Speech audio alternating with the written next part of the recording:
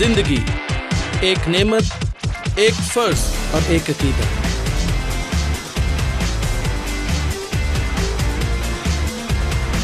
जिंदगी और मौत की इस लड़ाई में जिंदगी फातेह होती है।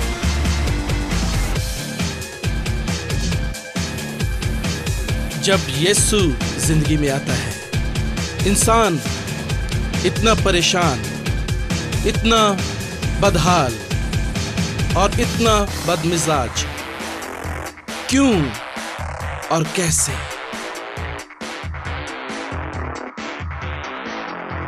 आपको लिए चलते हैं इन तमाम सवालात के जवाबात की तरफ। अक्लमंद शख्स अपना घर चट्टान पर बनाता है और बेवकूफ रेत पर। देखिए तामीर जिंदगी सिर्फ जीसस क्राइस्ट टेलीविजन पर।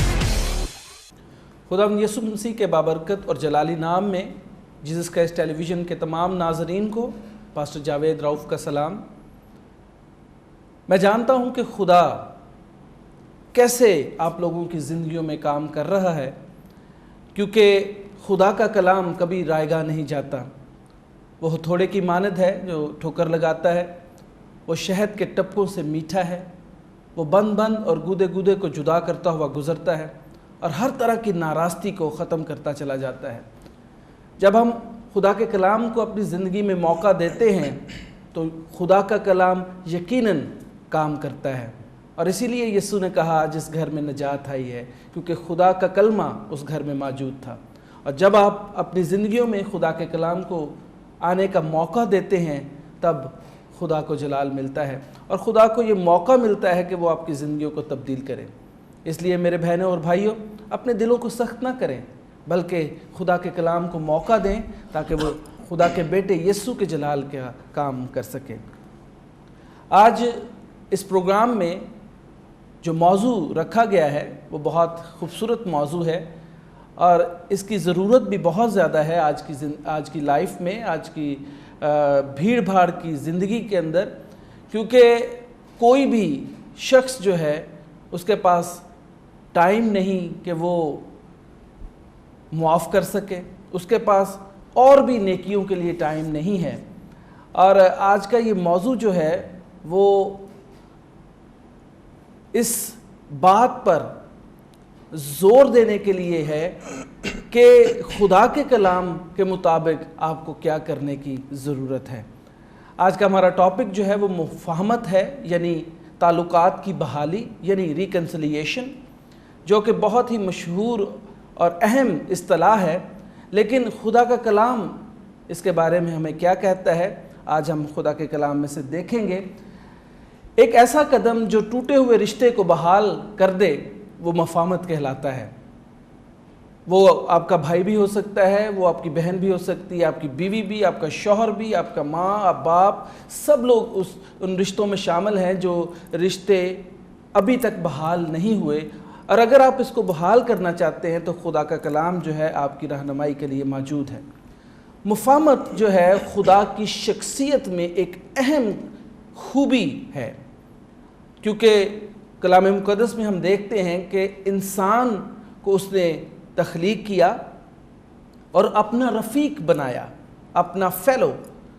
और जब इंसान ने गुनाह किया उस वक़्त से लेकर आज तक खुदा रिकन्सिलिएशन पर कायम है। मुफाहमत वो रिश्ता बहाल करने की दर पे है और चाहता है कि इंसान उसके पास दोबारा से लौट आए। तो खुदा का एक अहम मंसूबा इंसान के लिए ये है कि वो फिर से उससे ताल्लुकात जो है बहाल रखे। खुदा के कलाम में रोमियो 12 बाब उसकी 18 आयत में लिखा है, जहाँ तक हो सके तुम अपनी तरफ से सब आदमियों के साथ मेल मिलाप रखो।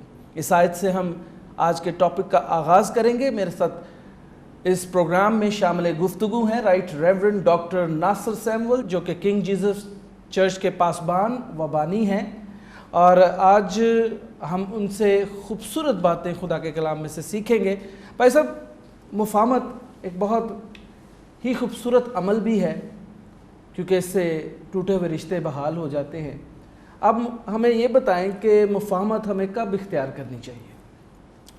دیکھیں، سب سے پہلے میں آپ کا شکرگزار ہوں کہ آپ نے مجھے پھر سے موقع دیا کہ میں آپ کے بیچ میں آ کر کے کلام کی باتوں کو شیئر کر سکوں۔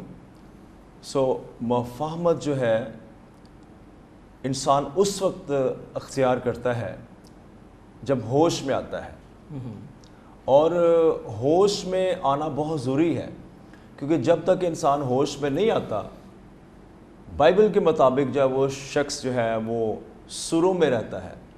کیونکہ ایک خوبصورت اگزامپل جو ہے ہمیں مصرف بیٹے کی نظر آتی ہے بائبل مقدس میں، لوکا کی انجیل اس کا 15واں باب اور اس کی 11ویں آیت سے جب پڑھتے ہیں تو اس میں پوری اس کی کہانی جو ہے بیان کی گئی ہے، اور میں چاہتا ہوں کہ اس میں چند باتیں جو میں آپ کے ساتھ شیئر کروں۔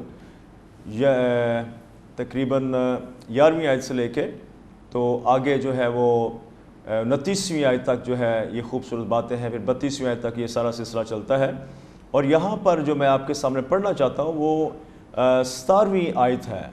یہاں پر لکھا ہوا ہے، پھر اس نے ہوش میں آ کر کہا، میرے باپ کہ کتنے ہی مزدوروں کو افراد سے روٹی ملتی ہے اور میں یہاں بھوکا مر رہا ہوں۔ میں اٹھ کر اپنے باپ کے پاس جاؤں گا اور اس سے کہوں گا، اے باپ، میں آسمان کا اور تیری نظر میں گناہ گار ہوا، اب اس لائق نہیں رہا کہ پھر تیرا بیٹا کہلاؤں، مجھے اپنے مزدوروں جیسا کر لے۔ پس وہ اٹھ کر اپنے باپ کے پاس چلا۔ وہ ابھی دور ہی تھا کہ اسے دیکھ کر اس کے باپ کو ترس آیا اور دوڑ کر اس کو گلے لگا لیا اور بوسے لیے۔ بیٹے نے اس سے کہا، اے باپ، میں آسمان کا اور تیری نظر میں گناہ گار ہوا، اب اس لائق نہیں رہا کہ تیرا بیٹا کہلاؤں۔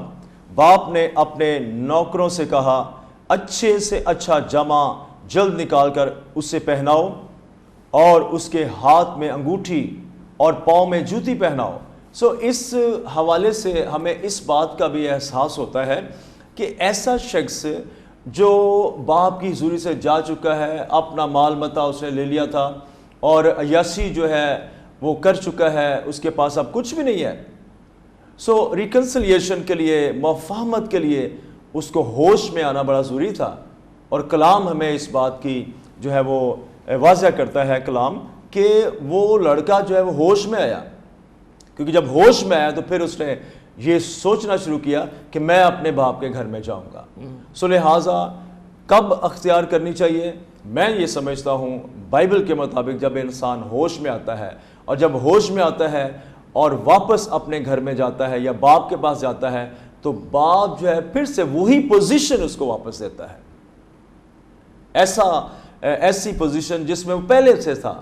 لہٰذا میں اس کلام کے مطابق یہی کہنا چاہتا ہوں کہ جب انسان ہوش میں آتا ہے تو پھر وہ مفاہمت اختیار کرتا ہے، اور اس کے لیے جو ہے کب جو ہے انسان مفاہمت اختیار کرتا ہے، اور اس کے لیے جو ہمارے پاس ایک بات ہے وہ یہ ہے کہ جب ہم سے کسی کو شکایت ہو، ٹھیک ہے، ایک یہ نقطہ ہمارے پاس ہے، اور اس کے لیے حوالہ جو ہے میرے پاس متی کی انجیل 5واں باب اور اس کی 23ویں اور 24ویں آیت کے مطابق یہاں لکھا ہے، پس اگر تو قربان گاہ پر اپنی نظر گزرانتا ہو اور وہاں تجھے یاد آئے کہ میرے بھائی کو مجھ سے کچھ شکایت ہے، تو وہیں قربان گاہ کے آگے اپنی نظر چھوڑ دے اور جا کر پہلے اپنے بھائی سے ملاپ کر، تب آ کر اپنی نظر گزران۔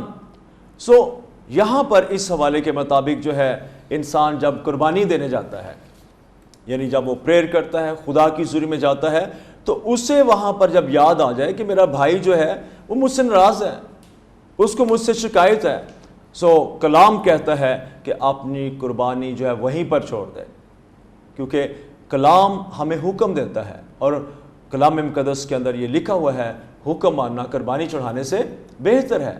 لہٰذا کلام مقدس کے مطابق جو ہے انسان کو اس وقت قربانی چڑھانے کی ضرورت ہے جب وہ پہلے اپنی صلح کرتا ہے، مفاہمت کرتا ہے، ریکنسلیشن جو ہے اپنے بھائی کے ساتھ کرتا ہے۔ لیکن اس کے ساتھ ساتھ جو ہے بائبل مقدس میں اور بھی ہمیں باتیں ملتی ہیں کہ جب ہم پہلا کرنتھیوں 7واں باب پر 10ویں آیت پڑھتے ہیں تو وہاں پر میاں بیوی کے بیچ میں مفاہمت ہے، ٹھیک ہے. اگر ایک جوڑے کے بیچ میں جب سیپریشن ہو جاتی ہے تو سیپریشن کے بعد لوگ جو ہے کیا کرتے ہیں، کوشش کرتے ہیں کہ نئی جو ہے وہ شادی کرنے کی کوشش کرتے ہیں، لیکن بائبل اس سے منع کرتی ہے. سیکنڈ میرج جو ہے، دوسری شادی جو ہے بائبل میں منع ہے، کر ہی نہیں سکتا انسان. لہٰذا بائبل یہ بتاتی ہے کہ پہلے تو یہ ہے کہ وہ بالکل ویسے ہی رہے، لیکن اس کے بعد اگر وہ ریکنسلیشن کرنا چاہتا ہے تو اپنی بیوی کے ساتھ جو ہے واپس ملاپ کر سکتا ہے.